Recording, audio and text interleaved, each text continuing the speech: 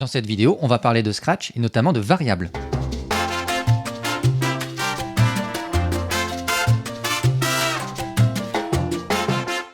Alors imaginons que l'on souhaite tracer un carré de côté 100 pixels.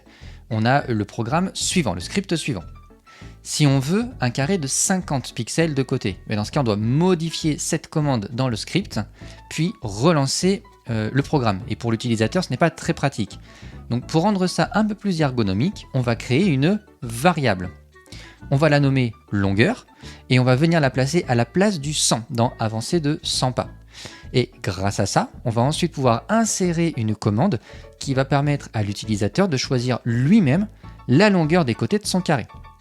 Ensuite, on va mettre cette réponse dans la variable longueur qui vaut 0 par défaut, mais là grâce à ça, l'utilisateur va pouvoir choisir. Donc là c'est parti, donc comme on peut le voir, longueur ici vaut 0 puisque c'est une valeur par défaut. On lance le programme, on demande la longueur. On saisit la longueur dans la barre de saisie qui est ici, donc par exemple 100, puis on valide. Et ça nous trace un carré de côté 100 pixels. Et si on veut une autre longueur, et bien là l'utilisateur n'a plus qu'à relancer le programme, puis valider une nouvelle valeur, comme ici 200. Donc à retenir, une variable, c'est en fait un emplacement de mémoire qui permet de stocker une information que l'on va pouvoir réutiliser et modifier par la suite.